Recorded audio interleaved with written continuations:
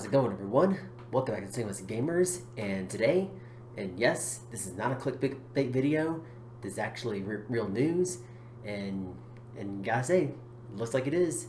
We're gonna have we're gonna have co-op in Halo Infinite, and no, not split screen as of right now, but we'll go right into the details at this point of what we can expect from split screen mode. And gotta say, pretty exciting, and of course there'll be a flight coming up before it'll actually release to the final version of Halo Infinite. And so yeah, without further ado, let's go ahead and get into the juice of this, shall we?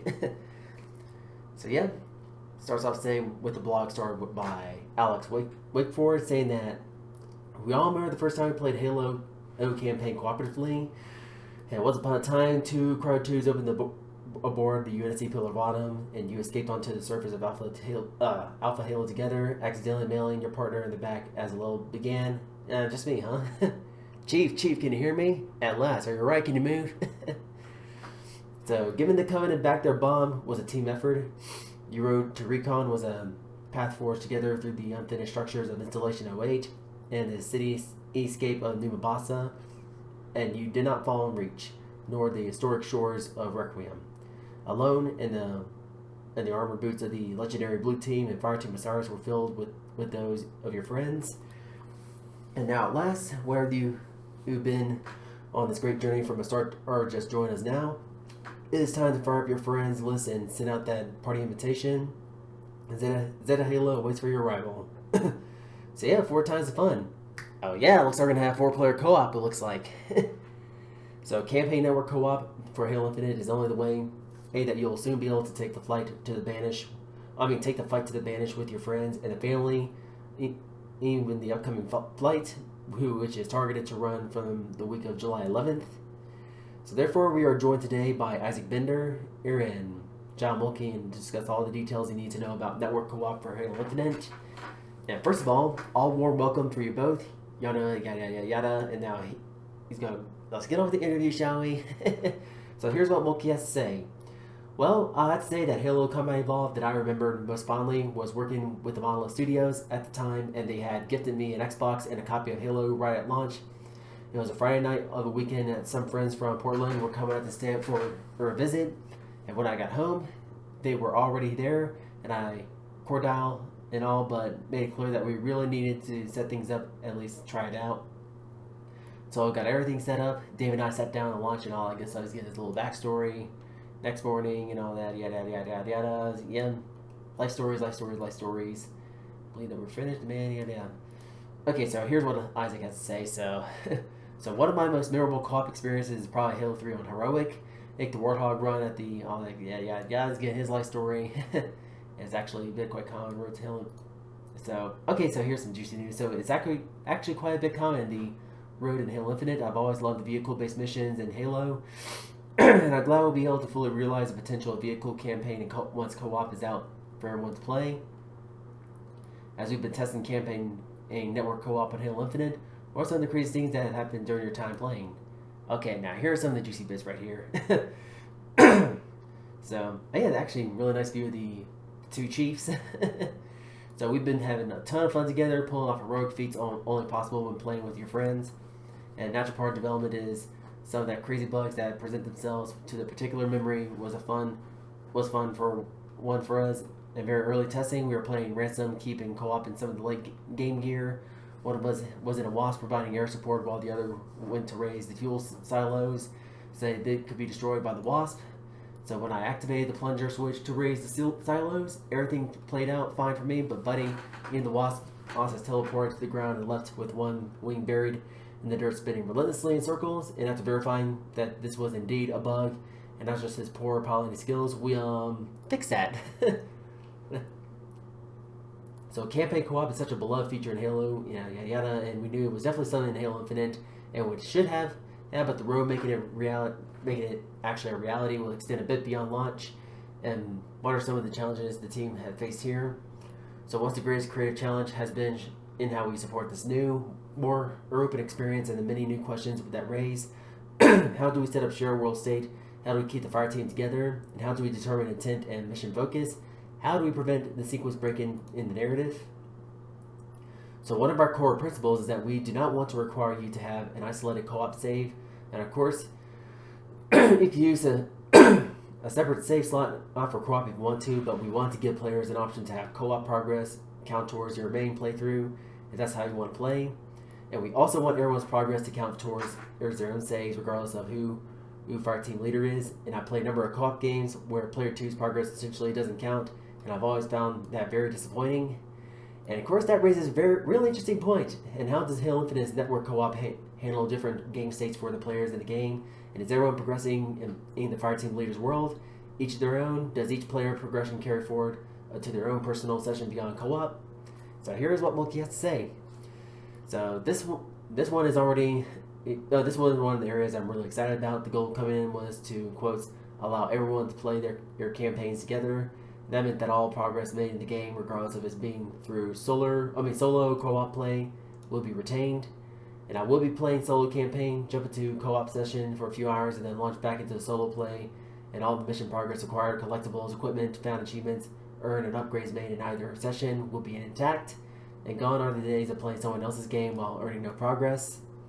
So the way we're handling this is, though, something we internally refer to as no Spartan left behind. When players join the fire team and choose their save slots to play on, the game aggregates the states of all missions across those saves and sets up the world state with any mission completed of all by fire team members and marked as complete, while any mission not completed by all are marked as incomplete. Awesome. That little nitty gritty right there. So what this means that any unlocks you find in co-op are retained in single player. So if you're having a really hard time collecting a skull, you can get it in a game with a friend, and they collect it while you're in the session, you'll get it too. Oh, so if they collect it while you're in the session, you get it too. There we go. Exactly how I did it back in Halo 3 whenever I was playing the mission, the Ark, to where I was like, trying to get to the LZ, but then there was like that forward structure that has like the 45-degree angle around top, where it's like virtually impossible to get that skull, to where honestly, like, as the years kind of went on, I kind of like use a typical grenade jump, but back in the days when my friends and I used to do split screen co-op, we just had stack on top of each other and try to give ourselves a boost and try to get over there and get that skull, and took many tries, but we managed to get it. I gotta say, awesome times. So network co-op is coming to Xbox One, Xbox Series X, and PC. Are there any differences in the overall experience that players should expect depending on which platform they're on? The gameplay experience you will have will be on the same regardless of the platform, and this is an imperative requirement in supporting the co-op crossplay. Crossplay is fully supported. Yes. There are differences in graphics quality and frame rate, but this applies equally to single player. And what are the different configurations of player platforms that are supported with the Infinite Network co-op? So any combination of PCs and Xboxes are up to 4 players supported as is playing over Xbox Cloud Gaming, and all co-op games are hosted on dedicated servers. And how do I party up with friends to jump the campaign network co-op? You will use the same system players are very familiar with Halo Infinite's multiplayer in the form of fire team.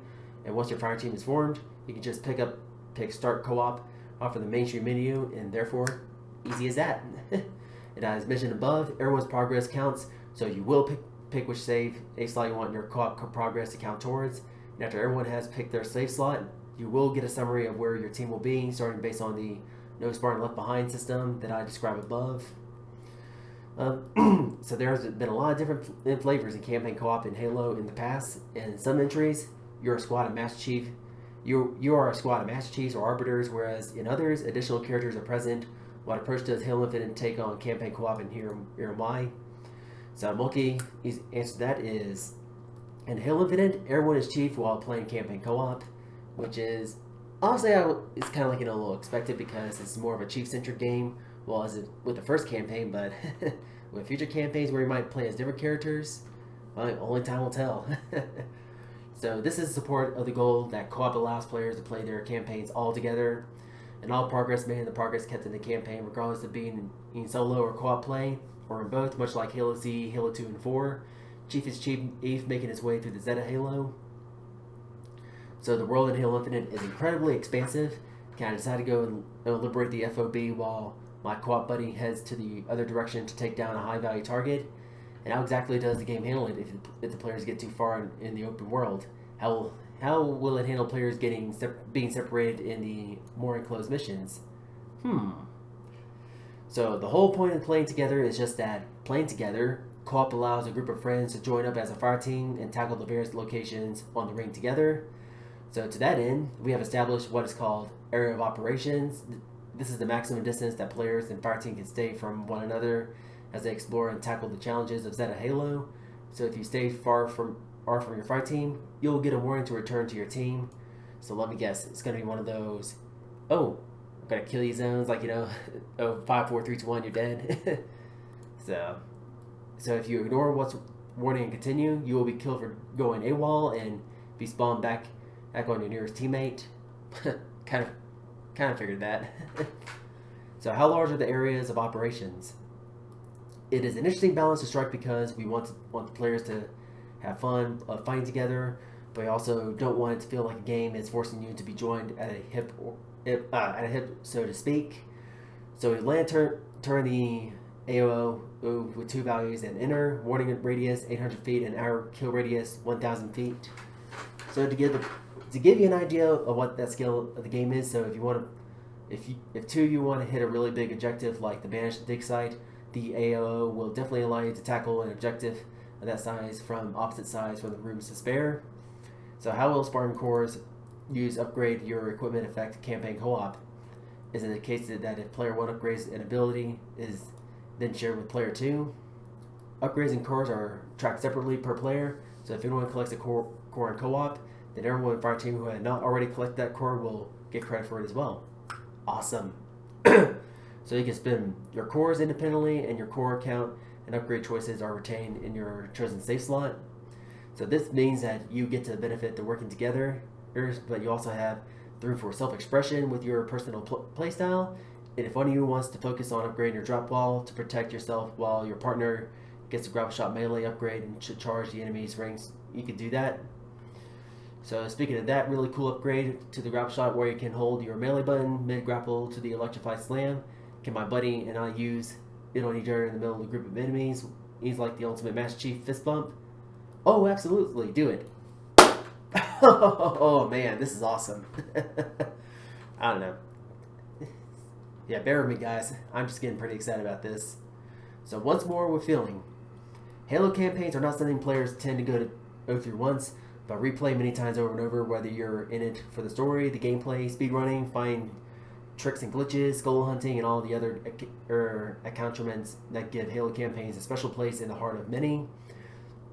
So it's been a long time tradition in the Halo franchise that once you complete a mission, you can go back and replay it for fun, to unlock achievements, to find collectibles, and so on. And in previous titles, it was a straightforward proposition since those games were assembled from the series of self-contained levels. And with Halo Infinite, we introduced a more open and explorative elements to the campaign paradigm. This necessitated some changes to the way the mission replay works to ensure that we can enable the option to the player while ensuring we maintain the integrity of the experience and the game state. So mission replay is a feature that is also coming alongside network co-op side update.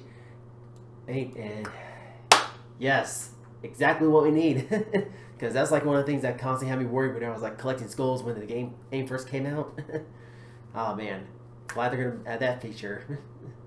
But hey, at least better than never, I suppose. So mission replay has always been a mainstay of Halo, and we want to continue that tradition with Halo Infinite. However, the more open nature of Infinite poses a new creative challenge that did not exist when missions were broken up into their own discrete levels. You could simply reload that level and replay it. In Infinite, the locations are much larger, place-based in other mission locations, and we are learning the TAC map as you gateway interacting with individual missions. So in both solo and co-op play, you can open your TAC map, highlight a complete mission, and then use replay, and you'll then be prompted to select the difficulty and be offered to activate any skulls you or your teammates have collected. Yes. Now this is getting better right now. This is exactly what we needed back at launch, guys. So setting a mission to replay resets it and teleports you and your fire team to the location to tackle the challenge, and you are free to wander off or do something else, fast travel away, or resume your furthest main mission. So let's say I want to replay Warship, whatever it is, the first mission of the game after my co-op partner and I have collected a bunch of Spartan cores. Will those upgrades carry over in that earlier point of the game? Yes! This opens up new ways for players to experience those earlier missions, as we can't wait to see what experiences folks have with that. Whew, man, I gotta say, I gotta get back and replay Halo Infinite and again. On the very cool and unexpected side effect of the upcoming campaign update is the addition in several brand new achievements. Where did the inspiration come from? Can you give us an idea of what players can expect? So the new achievements are targeted at the opportunities afforded by both mission replay and co-op, and some of the mission replay achievements are targeted into immaculate play challenges, while co-op ones reveal the possibilities presented by playing together. To give you an example of one of them, we challenge you to kill enemies with the gravity hammer from the back of a vehicle and being driven by your buddy. So batter up, Spartan. Sounds like you're going to be like it's going to be a blast. Thank you both very much for giving your time and all that good stuff. so here's one thing what they want to say to the players. So here, one little thing, okay. San Dimas High School football rules. Oh, hey, go Tigers! So thank you all for playing. We're excited for you to get hands-on with this experience, and we hope you have a great time with it. And so yeah, and next we have the Xbox Steam PC Network's co-op flighting. And we'll be flying this campaign network co-op and mission replay experience through the Halo Insider program for the week of the 11th of July. And we are looking for Spartans out there to help us put things together at our paces in order to ensure that there are no big issues that make it through the full release. And so what are the team's overall goals for the campaign network co-op flight? So from the technical perspective, our main goal with this flight is to catch any networking issues that are specific to the campaign's co-op. So what are the requirements and necessary steps for someone to participate in this upcoming flight? Hey, it's simple. Here's a quick little blurb and all that good stuff. So first step, make sure you're signed up to the Halo Insiders program. Number 2, ensure that you have the entitlement to Halo Infinite's campaign, in which you kind of purchase or have like on the Game Pass subscription. Number 3, if you're participating on Xbox, have an Xbox Insider app downloaded and all that good jazz, and then you'll be able to do all this stuff. Number 4, launch the build, party with friends, and jump into Zed Halo, kill, banish, have fun. Well, not the exact words I'm saying for verbatim, but yeah, awesome. This is really cool. So, with your progress from the retail game carry over to the flight build, the vice versa, will anything be unlocked or progress during the flight also apply to the retail version of the game? No progress will not be carried over to network co-op flight is conducted on a separate build intended for the tested features without affecting your existing retail copy of Halo Infinite. So what was the best way to share feedback and report and all that good stuff? Well, you could go right here. So with all that said, and now you're armed and ready to grab your friend and take on the flight when the flight arrives. So I'm targeting, and we'll keep the community appraised and updates for all that good jazz, like updates, give us feedback and all that good jazz. And gotta say that was a lengthy little interview that we had right there.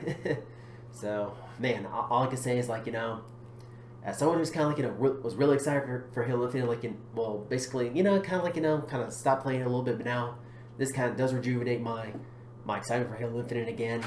But although the Halo Infinite campaign is hands down, in my opinion, and the best Halo campaign experience since Halo 3. And I know I might sound biased, you may disagree with me, so go ahead and do it in the comment section below, but this is something that we know that should have been there at launch, but glad it's now finally coming, because just gotta try a different formula where they kind of challenge the foundations of Halo and just went with the more open world aspects instead of just going with the more traditional little level by level campaigns and missions. And I don't know. This is really cool.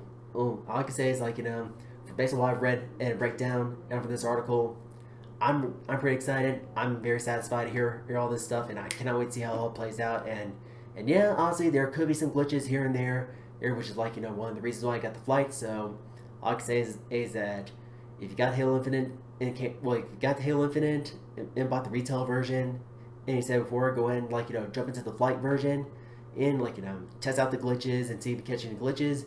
Give your feedback so that way you can polish out the bugs and make this experience the best we could possibly be. And I gotta say, really exciting stuff. Can't wait. And so that's gonna be it for today's video, guys. And you found it to be helpful and informative, then be sure to drop a like as always, because it does help the channel out a lot. And subscribe for more content like this. hit the bell to be notified when my next video is going to drop, and get your own thoughts and opinions based on what we can expect from the Halo Infinite campaign co-op experience.